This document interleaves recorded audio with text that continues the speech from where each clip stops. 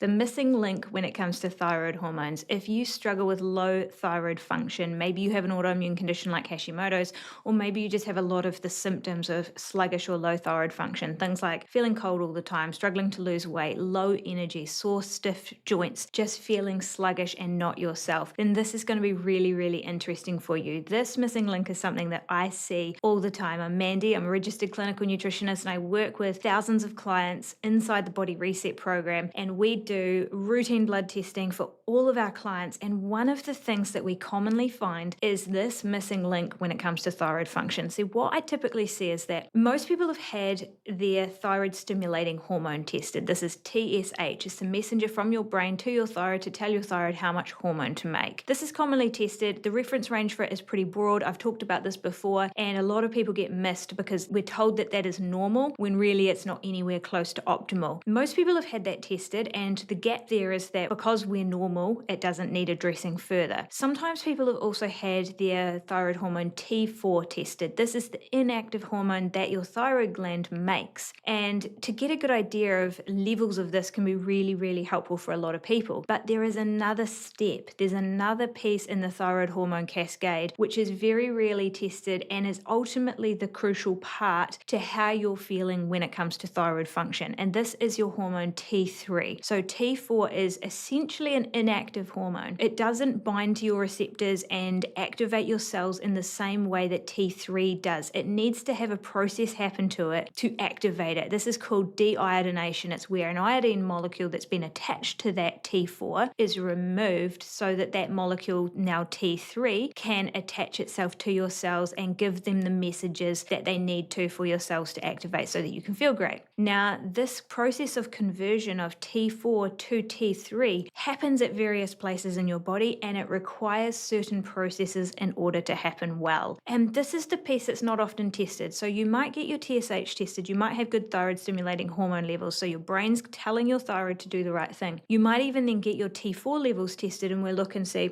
you've actually got pretty good T4 levels. But what we don't know is how well you're activating it. And because this activation process is impacted by so many things, from nutrient status to caloric intake to stress levels to gut bacterial health, all of these different things can have an impact on your ability to take T4, the inactive hormone, and turn it into T3, the active hormone. And so what can happen here is that, and I see this so often, in fact, I was just looking at bloods of a client the other day who has exactly this scenario going on. She has these symptoms of very, very low energy and fatigue, struggling to sleep, and all of these really clear thyroid issue symptoms. But when we look at her thyroid markers, her TSH is okay and her T4 is okay, but we got her T3 tested as well. I wanted to know fully what was going on for her, and what shows up is that she's not converting very, very well. She would have been missed by any other check because we wouldn't have dug that deep. So I want to talk through here a couple of things that we do to make sure that if we're working with someone with symptoms of sluggish thyroid, which can be really, really common, someone who even has a diagnosed thyroid condition and perhaps is on a medication like thyroxine, or anyone that feels like they've been told their thyroid markers are normal but they haven't had the full testing done. So we're going to talk through a couple of the layers there of how we do that. So what I do is I always look at TSH, I always look at T4, and I always get T3 tested because I need to know how much of that active hormone you have available. And this is really, really important, especially if you are on thyroxine, if you are on a thyroid medication, because that thyroxine is T4. You're being essentially given T4. Now, there are some combination medications, so it is possible that you're on a version that does have some active T3 in it as well. But for most people that are put on like levothyroxine or something similar, it is T4. So you're being given the pre-hormone essentially, and it needs to be converted in exactly the same way as any of the hormone that you make endogenously does. So this is where the medication can help, but it doesn't necessarily correct the issue if the problem is actually a conversion issue. So regardless of if you're on medication or not, I'm always going to check T3 as well,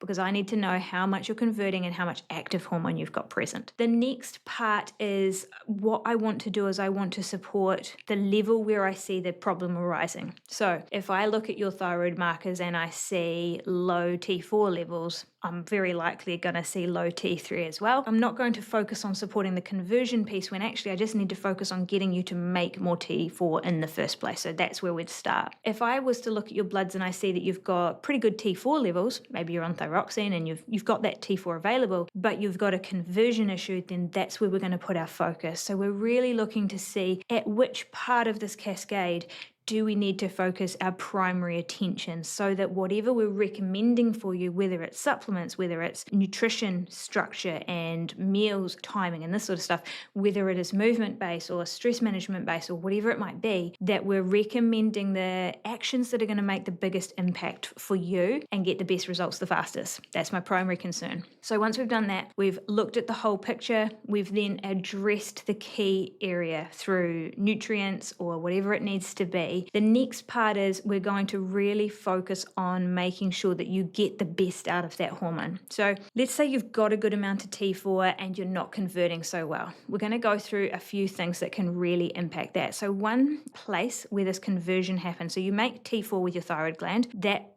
you do make a little T3 with your thyroid gland as well, but mostly T4 is made by your thyroid gland. That goes out into your bloodstream and it is floating around in your blood, and at various places in your body it can be activated into T3. You can activate it in your brain and in your nervous system. Your liver has a really big role to play in the activation of T4 to T3. And so one thing that I would also look at is I'm also going to look at your liver function and processing. Is your liver under a lot of stress, whether it is alcohol, whether it is high blood sugars, whether it is medication use, whether it is just chronic exposures over time that have just been a little bit more than the liver can deal with? We're going to make sure that your liver is in a really good place. And if it's not, then we're going to support it to be functioning better so that you can then convert your thyroid hormone better. And then we're going to start feeling good again. So the liver's a real primary spot for that T4 to T3 conversion. Muscle mass is also a really primary spot for T4 to T3 conversion. And this is where really intentional strength training and looking after your movement patterns comes in. And I talk to a lot of people with low thyroid symptoms, and one of the big hurdles can be actually because there is a great degree of fatigue, and very often there is sore joints or stiff joints or frozen shoulders or various things like that, which are usually thyroid related symptoms as well. There can be this barrier to movement where you kind of don't want to, or you may be a little bit concerned to, a little bit worried because of you feel like it's going to make you more tired, make you more sore. But what if we do this really carefully and we support of all of our clients really, really intentionally and closely with this, if we can slowly build you into some really intentional strength training, what we get is we get a loosening up of all of those joints. We get a reduction in inflammation of inflammatory cytokines. Pain tends to decrease because there gets to be this better blood flow to joints. There's more nutrition delivery to the joints. And what we get from that as well is we get this improvement in T4 to T3 conversion, so you actually feel better as a result. So it's really important for us to kind of identify where are the gaps, how do we support this person to actually improve their T4 to T3 conversion so that they can feel better. And sometimes it's a case of we need to do this first, even though it feels like a little bit of a hurdle to get over, but you're going to feel better on the other side of it once we crack into it. So this is something that we really support a lot of our clients with, and honestly, I can tell you it makes such a huge difference. The other thing that we'd look at is gut bacterial health. So your gut bacteria do have quite a role to play in that conversion process as well, and just either upregulating or downregulating some of that conversion process. So if there is some real significant bacterial imbalances or issues like perhaps SIBO or some real like chronic like IBS type symptoms or bloating or these sorts of things, then maybe we might dig a little bit deeper into gut health and just check what's going on there. And for most people, it's not that there is pathogens or overgrowth or anything like that. It's more likely that there's just very, very low levels of good diversity. And so we can often address that through nutrition structure, some targeted supplements potentially, and just really supporting that digestive process to work well and make sure we're feeding the good guys and allowing that diversity to come back. So these are kind of the areas where we dig into. We look at liver health for one, muscle contraction for another, and then gut health for another. And alongside all of that, we would look to support, nutritionally. And there are some key nutrients that are required for the whole cascade to occur, from thyroid stimulating hormone to the T4 production from the thyroid gland, and then T3 activation in the tissue. And this is things like selenium, your B vitamins, magnesium, zinc, Even iron is important in there, and then iodine for some people. I'm very, very careful when it comes to iodine supplementation for thyroid function, because whether you need it or not really is determined by where in that process there is a little bit of a problem. So we can't just sort of as a blanket rule say, well, there's low thyroid function, therefore you need iodine, because you may not. It may be that there is a problem with production of that, or there's antibodies against the enzyme required to make it, or various things going on there. So I'm really, really cautious where I put iodine and what sort of dosing I put that in at. But selenium, always starting with selenium, can be really, really helpful for every single stage of that hormonal cascade. And it's also great support for your liver as well. So it's a very multi-pronged nutrient, and it's one that actually most people in Australia and New Zealand are a little deficient in. So this just gives you a little bit of an idea of, it can sound incredibly complex, this thyroid hormone cascade. And I'm not going to lie, there is absolutely some complexity to it. But when you understand how it all fits together and how it kind of moves through that process, and we look at all of the data, not just taking one marker, but taking the whole lot and saying, let's see where in this process the gap is, and then address that gap, we can actually get things feeling really, really good, really, really fast. And where you might just have had a medication thrown at you in the past, you may not need that any longer, or maybe you need a lower dose, or maybe your dose can just be stabilized and you don't have to deal with the constant fluctuations and checks and changes and whatnot to your medication dosing, because we can get things working as well as they can work for you. So the thyroid is hugely responsive to the changes we make day to day: sleep, diet, lifestyle, all of these sorts of things. And typically if we get the right things in the right place, it behaves pretty well and looks after us, and then we get to enjoy the energy and the feel-good factor that comes from having a thyroid gland that is doing its thing and a body that's receptive to the hormones it produces. So hopefully this is really helpful for you. If you are in that gap, if you are on medication and just not feeling your best, like maybe it worked for a while but now it's not feeling so good, maybe you have an autoimmune condition, you know you've had it for ages,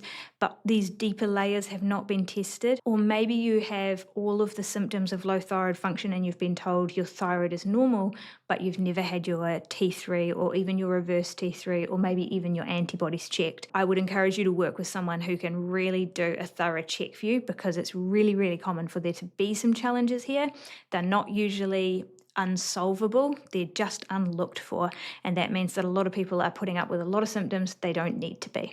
So if you are interested in knowing more about this, our thyroid reset would be a really, really great place to start. If you go through that, there is an opportunity there for us to even look at some blood work for you and just give you an idea of some really great action steps to start feeling good again and get your body back on your side. Hopefully this is helpful. I will see you next time. Bye.